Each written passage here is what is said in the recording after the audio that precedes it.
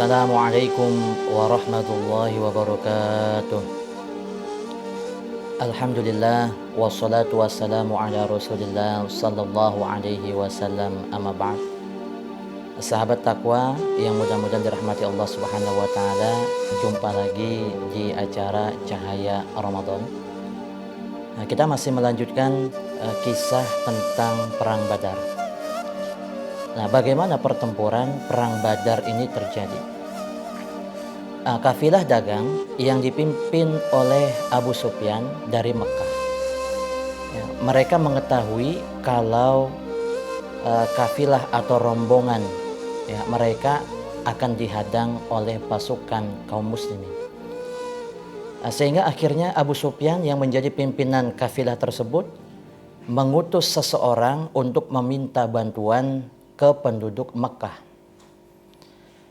Ketika disampaikan berita ini kepada penduduk Mekah, terkejutlah para penduduk Mekah.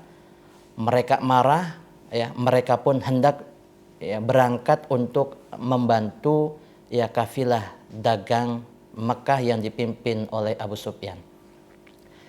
Berangkatlah pasukan kaum kafir Quraisy yang dipimpin oleh Abu Jahal. Kemudian di tengah perjalanan ternyata mereka bertemu dengan utusan Abu Sufyan yang mengabarkan bahwa Abu Sufyan sudah dalam posisi aman, berhasil lari atau berhasil menyelamatkan diri dari kejaran pasukan kaum muslimin. Sehingga utusan Abu Sufyan ini menyampaikan pesan kepada Abu Jahal dan pasukan kaum kafir Quraisy agar segera kembali ke Mekah, tidak melanjutkan perjalanan karena Abu Sufyan bersama rombongan dalam posisi aman. Benarkah yang terjadi? Akankah Abu Jahal bersama pasukan kaum kafir Quraisy mengikuti apa yang disarankan oleh Abu Sufyan? Dan ternyata tidak. Tetap Abu Jahal dan pasukan kaum kafir Quraisy berangkat. Tentunya menjadi pertanyaan kembali, ada apa? Apa yang membuat motivasi Abu Jahal bersama pasukan kaum kafir Quraisy tetap berangkat meskipun sudah disarankan oleh Abu Sufyan agar kembali saja ke Mekah. Dijelaskan di dalam kitab At-Tafsir Munir Marahla Baitul Imam An-Nawawi Al-Jawi Al-Bantani bahwa ada motivasi tertentu. Yang pertama bahwa mereka ingin mendapatkan simpati dari kabilah-kabilah Arab. Kalau bangsa kafir Quraisy adalah bangsa yang kuat, sehingga mereka gentar untuk kembali dan mereka akan mendapatkan simpati serta pujian dari kabilah-kabilah Arab.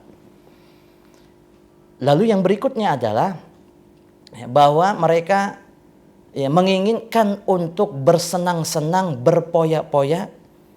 Kenapa? Karena mereka yakin mereka dengan mudah akan mengalahkan pasukan kaum muslimin. Sahabat takwa yang mudah-mudahan dirahmati Allah Subhanahu wa taala. Berapakah perbandingan jumlah pasukan kaum muslimin dan kaum musyrikin? Dijelaskan di dalam kitab Tafsir Ibnu Katsir bahwa jumlah pasukan kaum muslimin berjumlah 310 orang. Sedangkan di dalam kitab Tafsir Munir Wahbah Zuhaili bahwa jumlah pasukan kaum muslimin berjumlah 300 belasan orang. Tidak disebutkan apakah 311, 312, 313, yang jelas 300 belasan orang. Sedangkan pasukan kaum musyrikin berjumlah 1000 orang lebih. Sedangkan motivasi umat Islam pada saat itu datang bukan untuk berperang. Sehingga mereka betul-betul dalam keadaan yang tidak siap untuk berperang dan tidak mau berperang. Didukung lagi dengan persenjataan yang tidak lengkap. Berbeda dengan pasukan kaum musyrikin, mereka datang memang dengan tujuan untuk berperang, untuk menghanguskan, menghancurkan pasukan kaum muslimin, ya, didukung dengan jumlah tentara mereka yang 3 kali lebih banyak dibanding pasukan kaum muslimin, ya, ditambah lagi mereka dipersenjatai dengan persenjataan yang lengkap. Nah, tentunya yang menjadi pertanyaan akhir adalah kenapa umat Islam bisa menang? Nah, ini kalau melihat dari logika di atas kertas, ya, berdasarkan strategi perang, maka bagaimanapun umat Islam rasa-rasanya sulit untuk memenangkan pertempuran perang Badar itu. Nah, tapi ya, umat Islam mampu memenangkan pertempuran perang Badar itu yang pertama, ya, karena janji Allah Subhanahu wa taala yang dijelaskan di dalam surah Al-Anfal, ya, ayat 9. A'udzu billahi minasy syaithanir rajim. Bismillahirrahmanirrahim. إذ تستغيثون ربكم فاستجاب لكم أني ممدكم بألف من الملائكة مردفين. Ya, sadaqallahul azim. Nah, jadi janji Allah, ya, akan datang, ya, sebagaimana yang terjadi pada perang Badar, bahwa umat Islam akhirnya memperoleh kemenangan, ya, dengan Allah datangkan bantuan para malaikat, ya, untuk membantu pasukan kaum muslimin. Sehingga yang menjadi pelajaran bagi kita adalah janji Allah tidak pernah tidak ditepati. Yakinlah dengan janji Allah. Lalu yang kedua, bahwa umat Islam bisa memenangkan pertempuran perang Badar itu karena ada kekuatan doa.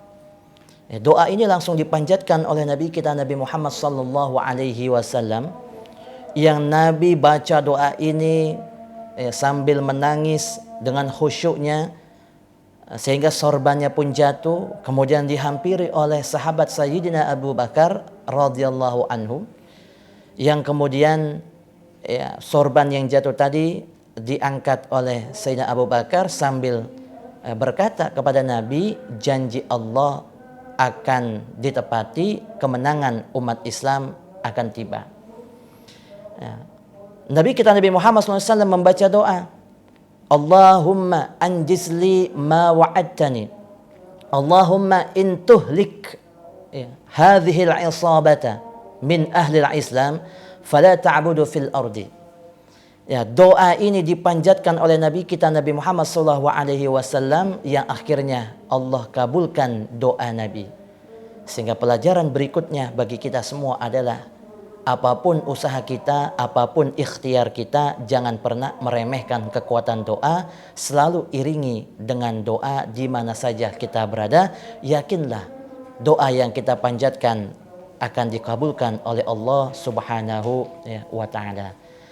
Mudah-mudahan kita semua para sahabat takwa dapat mengambil hikmah dan pelajaran dari kisah perang Badar ini, semakin menambah keimanan kita kepada Allah Subhanahu wa taala, semakin yakin diri kita dengan janji Allah, dan tak lupa pula mari kita istiqomahkan doa-doa yang kita panjatkan kepada Allah Subhanahu wa taala.